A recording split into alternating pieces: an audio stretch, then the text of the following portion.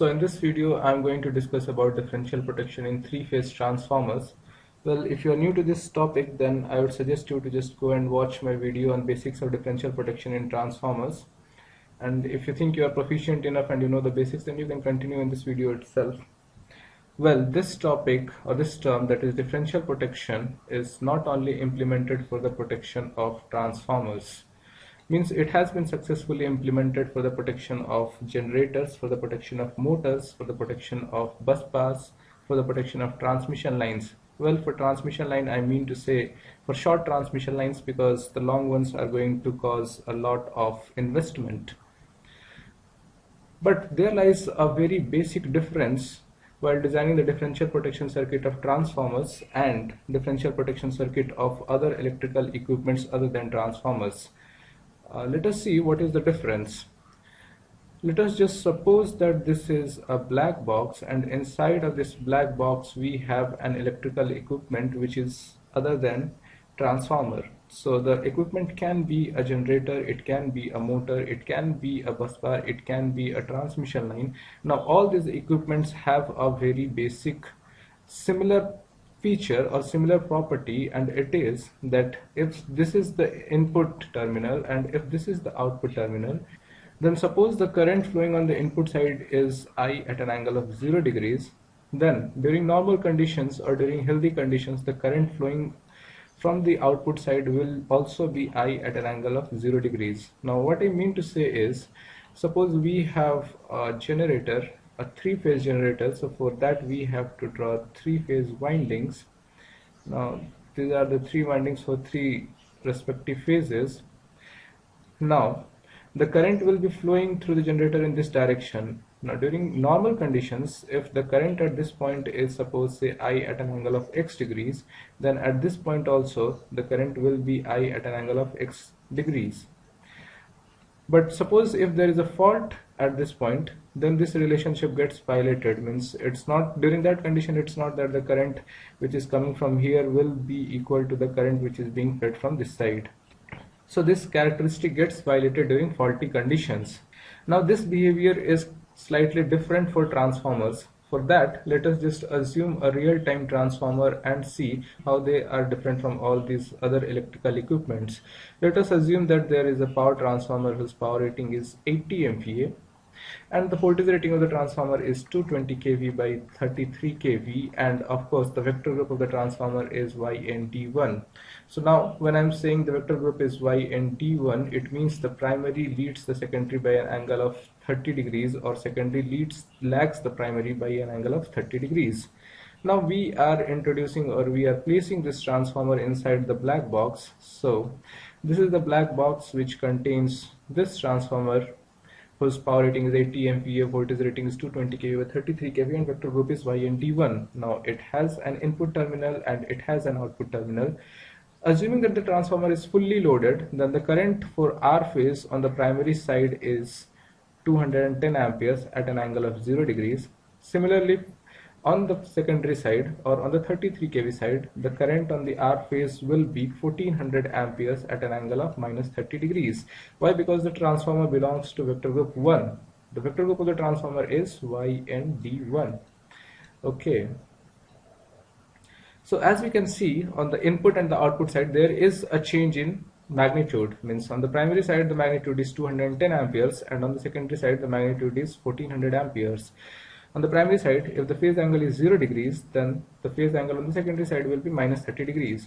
So these two are the things which we have to keep in mind while designing the differential protection circuit of any power transformer or any transformer of our choice. The transformer may be an ATR, a GT, an ICT, or simply a distribution transformer. So the two important things are, the first one is phase matching and the second one is amplitude matching. So we shall see both of these topics, that is phase matching and amplitude matching, one by one. So first we will see how phase matching is achieved. Well, for that let us just draw the winding configuration of a transformer of our choice. So I will be drawing 3 windings on the primary side for 3 phases. So this is for R phase, this is for Y phase, and this is going to be B phase. And I am just making a neutral out of them. And it's obvious that now this transformer is connected in star fashion and it has a neutral and it is grounded. Now for secondary side windings, we should have 3 windings for 3 phases, and these are the 3 windings, and we have to connect them in delta fashion. So we can connect them in this manner. Okay, now this comes and gets added over here, and this comes and gets added over here, and all these 3 terminals can go to the loads, and all these 3 terminals can come from the source through a transmission line or through the source directly. Now for designing the differential protection of a transformer whose winding configuration is given in this fashion, for that what we have to do, we just have to find the vector group of this transformer. Well, for that what we have to do, we have to just assume that the current flowing in this winding is, suppose, I at an angle of 0 degrees. In this winding it is I at an angle of 240 degrees, and in this it is I at an angle of 120 degrees. So the direction of power flow is assumed to be in this direction. Now since there is a flow of current in these windings, in order to balance these currents, there should be a flow of current in the secondary windings. So in order to balance this current, there should be a flow of current in this winding, which I can write it as small I at an angle of 0 degrees. Here it is small I at an angle of 240 degrees.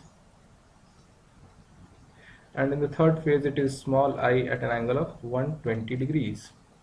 Okay, now at this point, or at this node, means at this point, this current which is flowing through the first winding or the R phase of the winding, at this point it gets divided into 2 parts. The first part is going to the line, and the second part is being fed to the winding itself, whose value is I at an angle of 120 degrees. So the current which is coming to the line is nothing but it is I at an angle of 0 degrees minus I at an angle of 120 degrees. So now solving this expression, we can find that if I am placing this at 0 for R phase, this is at an angle of 240 degrees and this is at an angle of 120 degrees. Now at an angle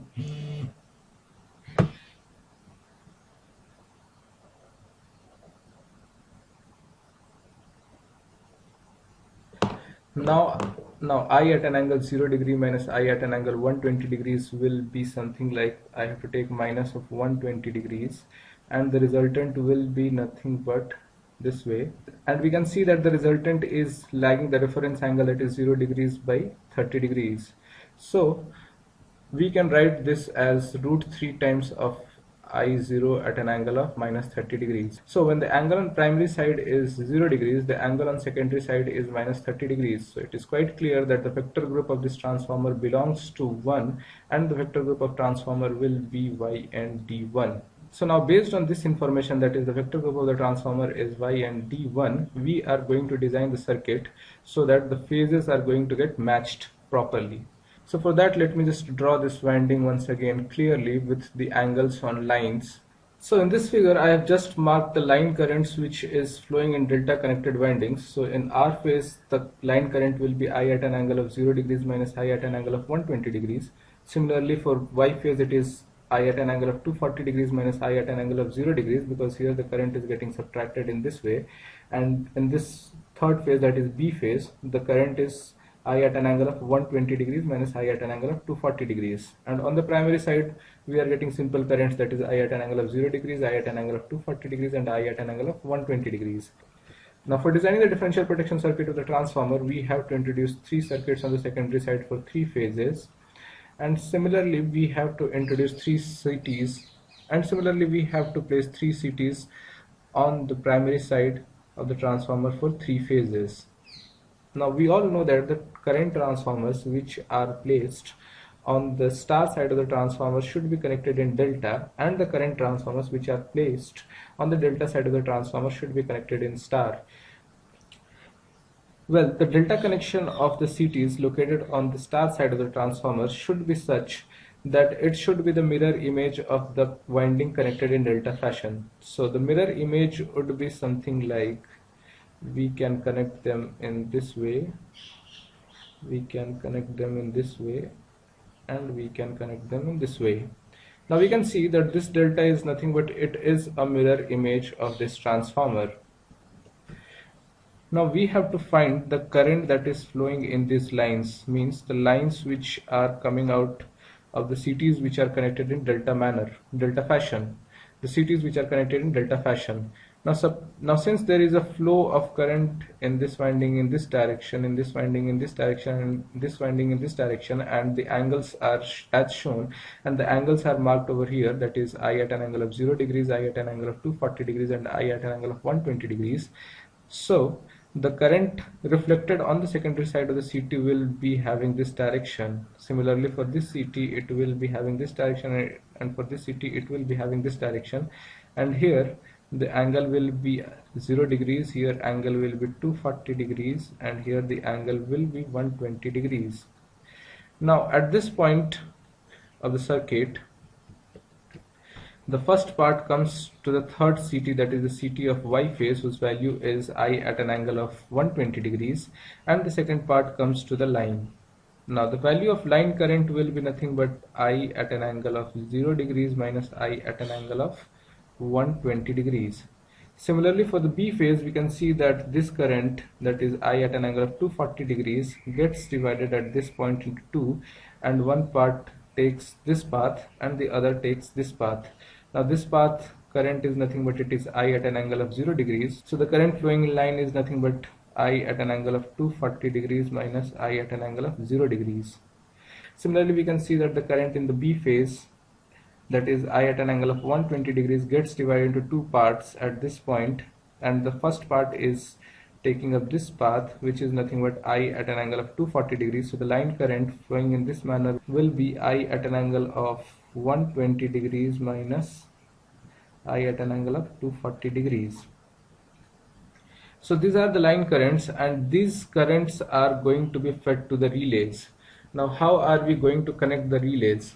Well, for that we have to form a neutral of the CTs which are to be connected in star, and the neutral is formed by shorting the terminals which are lying on the transformer side.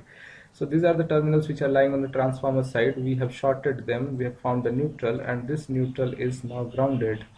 So we are simply grounding this neutral, and for R phase what we have to do, we just have to take this wire. Now this wire comes and it gets added up with the R phase of the secondary side CT, and after getting added up in between these two lines, that is this line and this line, we are going to introduce a relay which is called as 87R, or the differential relay for R phase. So in this line we can see that the current that was flowing was I at an angle of 0 degrees minus I at an angle of 120 degrees. Well, about the magnitude component we shall discuss while we are taking up the topic amplitude matching. For the time being we shall just consider that the amplitudes are being matched and we just have to match the phases. So here the current that is flowing in this direction is I at an angle of 0 degrees minus I at an angle of 120 degrees. Now for the same phase current on the secondary side, since the power flow is taking up this direction, so the current in secondary will be reflected in this direction and it will be flowing in this way. It will be flowing in this way and it will take up this path, and this current will take up this path.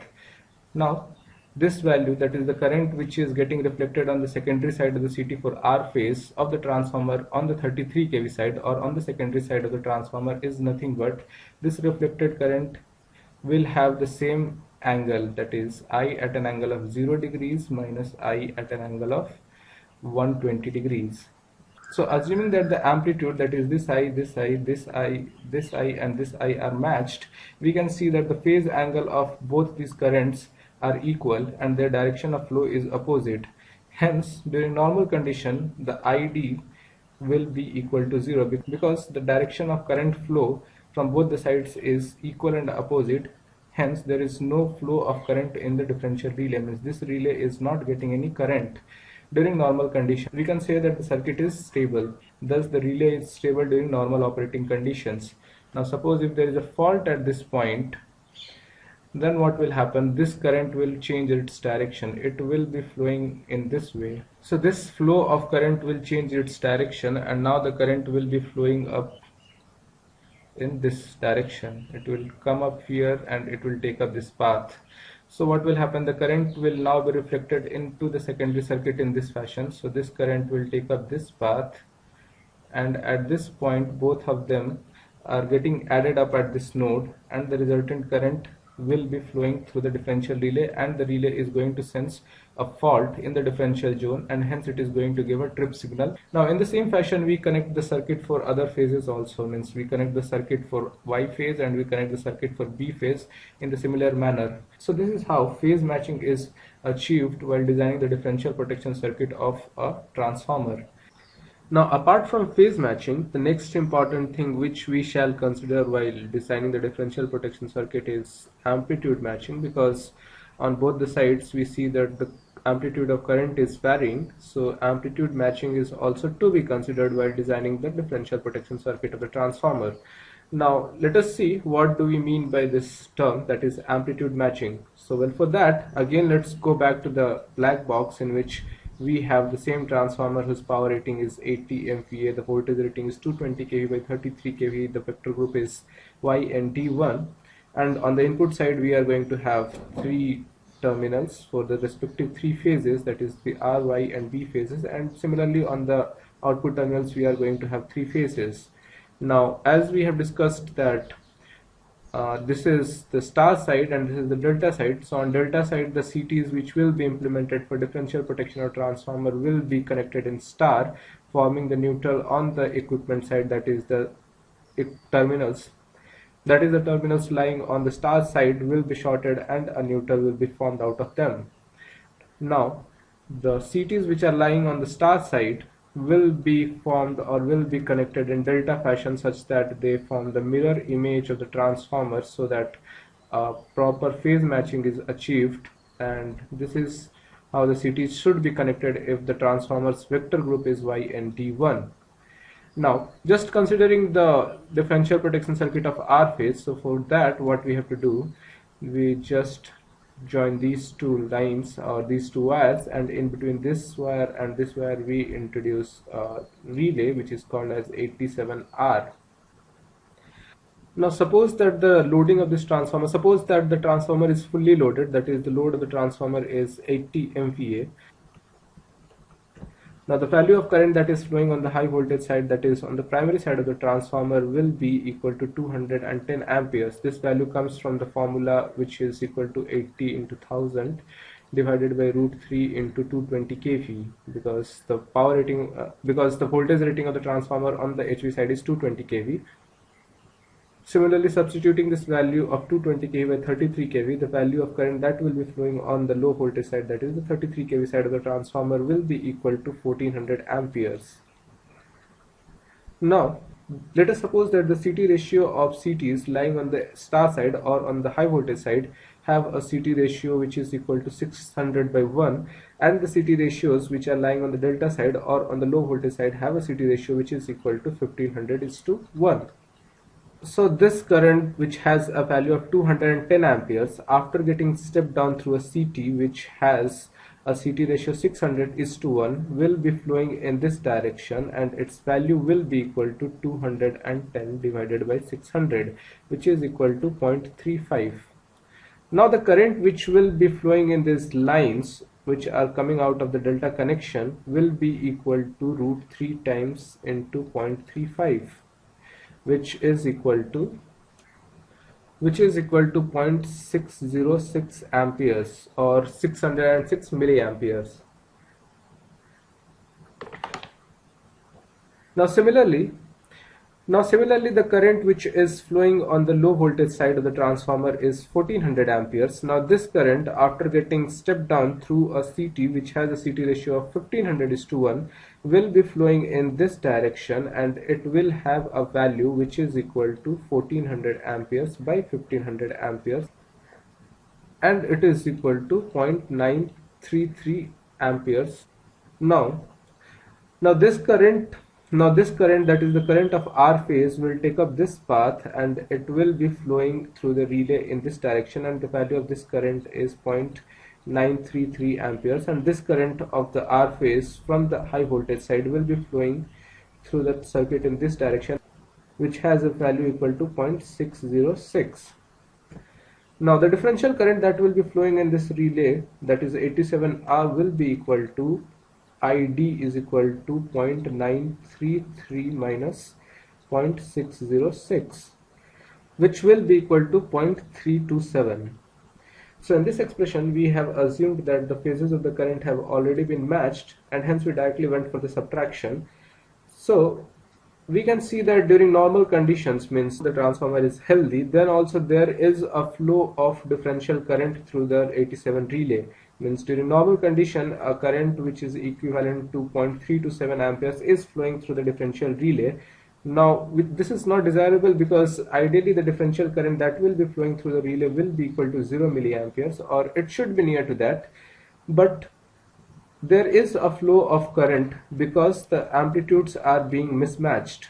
Now we can have one more option in which we don't go for amplitude matching, means we allow a flow of differential current of this much through the differential relay, provided for that case we have to increase the pickup of this relay. Means we can set the pickup of relay something more than 0.327, so we can set the pickup either to 0.5 or to 0.6 amperes. Since it is higher than this, so during normal condition the current that will be flowing is smaller to the pickup value of the current. But this pickup is not desirable because it is simply going to reduce the sensitivity of the relay. So we go for another technique which is called as the amplitude matching. So in this video we will see how this amplitude matching is being implemented in numerical relays, that is the microprocessor based relays, and in the next video we will see how the amplitude matching and phase matching is done at the places where we don't have the numerical relays and we are relying on the electromechanical relays. Well, the sensitivity of the electromechanical relays is a question. So in numerical relays, or let me write them as MP based relays, that is the microprocessor based relays. So in these relays we come across two things. The first one is K1 and the second one is K2. Now K1 is the amplitude matching factor for the primary side and K2 is the amplitude matching factor for the secondary side. Now the calculation of this K1 and K2 is done internally by the relay itself, but let us see how the relay is calculating these values. Well, for that we have to feed certain information to the relay. Means suppose this is a microprocessor based numerical relays, it can be any of the differential protection relays. Some of the examples are like P632 of Areva, then 7UT of Siemens, then RET670 of ABB. So these are the different numerical relays from different manufacturers. Now in this relay we are going to provide certain information, that is the S rating of the transformer, which is equal to 80 MVA, will be fed to it. Then the voltage ratio, that is VHV, will be fed to it, which is equal to 220 kV. Then the low voltage side ratio will be fed to it, which is equal to 33 kV. Now the HV side CTR, which is equal to 600 by 1, and the LT side CTR, which is equal to 1500 by 1. Now based on this information, the relay is going to calculate the primary current, that is IHV, will be equal to nothing but 80 into 1000 divided by root 3 into 220 kV, which will be equal to 210 amperes. And it is going to calculate the LV in the same fashion, which is equal to 80 into 1000 divided by root 3 into 33 kV, which is equal to 1400 amperes. 1400 amperes. Now the value of K1 is equal to primary side CTR divided by the rated current, which is equal to IHV, and similarly K2 is equal to secondary side CTR divided by the low voltage side current, which is ILV. Now the K1 for primary side will be equal to 600 divided by 210 amperes, and K2 will be equal to 1500 divided by 1400 amperes, which is equal to 2.857. and here it is equal to 1.07. 1.07.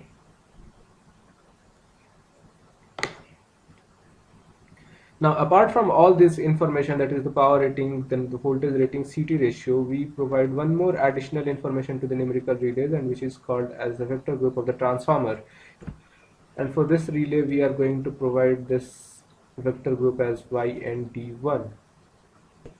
Now, once this information, that is the vector group of the transformer is YND1, has been fed to the numerical relay, then everything related to phase matching is done by the relay itself. Means this relay itself is going to do every adjustment or every calculation to go for the phase matching. Means the phase matching is done by the numerical relays internal to them, and we do not have to go for the CT, we do not have to go for circuit modification external to the circuit. Means what I am trying to say is that if suppose this is the transformer and these are the three terminals of the primary and the secondary side, and the primary side is connected in star and the secondary side is connected in delta, and we have to place 3 CTs on the primary side and we have to place the 3 CTs on the secondary side.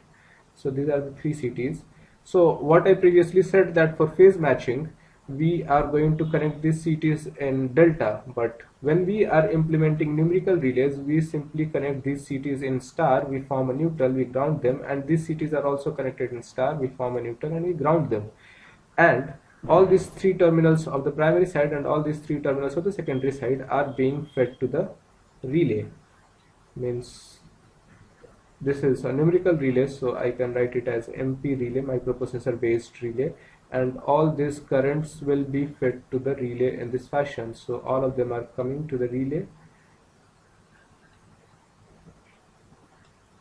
and these 3 currents will be fed in this way, and a neutral will be formed and this will be joined here, and similarly the return will be taken out to the neutral and it will be joined here.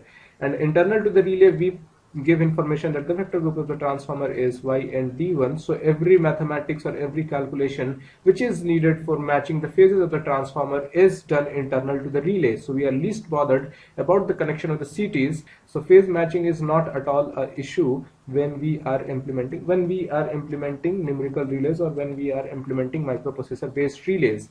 So taking this connection, now we shall see how amplitude matching is done. So the transformer was 80 MVA, it was loaded for 80 MVA, the current that was flowing here was 210 amperes, here it was flowing was 1400 amperes. The CT ratio of this CT was 600:1 and the CT ratio of this CT was 1500:1. So now the current that will be flowing in this will be equal to 0.35, because here the CT is connected in star, so there is no need of multiplying it by √3 times, and here the current that will be flowing will be 0.933 amperes. Now here the current that will be entering will be 0.35 and here the current that will be entering will be 0.933.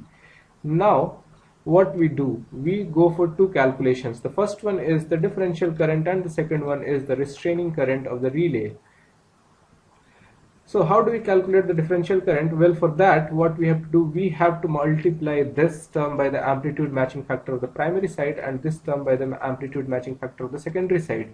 So I1 K1 can be written as 0.35 into the amplitude matching factor, that is K1 was 2.857, so we can write it as 2.857, and similarly I2 K2 will be equal to the current on the primary secondary side is 0.933 into the amplitude matching factor into the amplitude matching factor of the secondary side, which is equal to 1.071. So this is equal to 1.071. So this is going to be equal to 0.999 and this is going to be equal to 0.999. We have just rounded up the expression to the third decimal, so here the current is this much ampere and here the current is this much ampere. Now the differential current will be equal to ID is equal to I1 into K1 minus I2 into K2, which is equal to 0.999 minus 0.999. so which is equal to, so now we can see that through the implementation of amplitude matching factor, the differential current has been now reduced to 0 milliamperes. Means ideally there will be no flow of differential current when the transformer is healthy and it is running at any load. Now the restraining current will be equal to IR is equal to I1 into K1 plus I2 into K2. Well, many relays even they are divided by 2, so we can find that the restraining current will be nothing but 0.999 plus 0.999 divided by 2, which will be equal to 0.999.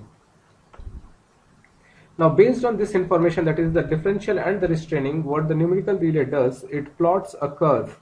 A curve will be plotted and it will be something like on the x-axis we are going to place the restraining current and on the y-axis we are going to place the differential current, and an information will be given about the minimum pickup. We have to set a minimum pickup which will be something around 0.15, and we take slope considering the tap changer of the transformer and then the CT saturation, and the curve will be formed in this manner.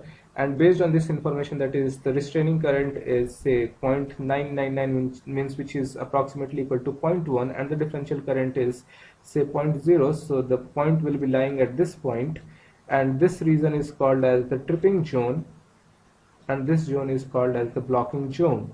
So it is seeing that the locus of operation is in the blocking zone, so it is going to sense it as a healthy condition, and hence no tripping is issued to the circuit breaker. And if there is a fault, so what will happen, this point gets shifted up in this direction in this region, and if the point is now seen by the relay lying in this point, so it is going to sense it as a fault and it is going to give a tripping signal to the circuit breaker. So this is how the differential protection is implemented in numerical relays, which implements the amplitude matching factor in this fashion. Means it goes for the amplitude matching factors for the primary side and for the secondary side, and the phase matching is done by the relay internally. Well, to understand how phase matching is done, you can refer to the manuals of the different differential protection relays. Means you can refer to the manual of RET 670. It is available on the internet, or you can download the manual of P632. This relay also explains how the phase matching is done, or the best one which I find to understand the phase matching is 7UT, which is for Siemens. So you can download this relay also, and you can download the manual of this relay also, and you can go for the phase matching done by the numerical relays internally. Well, that is not of interest from protection or from implementation point of view, but if you are interested in designing, then you can refer to the manuals. So this was all about the implementation of differential protection in transformers which are being protected for differential protection through numerical relays. Well, about the implementation of differential protection of transformers at places where we do not have numerical relays and we have to compromise with the electromechanical relays, we will see in the next video. Means in the next video we will be discussing about the method of implementation of phase matching and amplitude matching in electromechanical relays and what are the constraints. The most important constraint is that the pickup value of the relay should be higher. Means since we have implemented the numerical relays, we are ideally getting ID which is equal to 0, but since this ID is never going to be 0 even though the CT which we are implementing is of PS class. PS class CTs have enough of accuracy and they have very high knee point voltage, but still we have to implement a minimum amount of pickups so that the mismatch of the CTs can be considered, and then taking the tap changer into consideration we go for the second slope, and taking the CT saturation we go for the third slope. This is available only when we are implementing the numerical relays. Well, in the electromechanical relays we cannot go for such a small value of pickup. So we shall see all these things in the next video.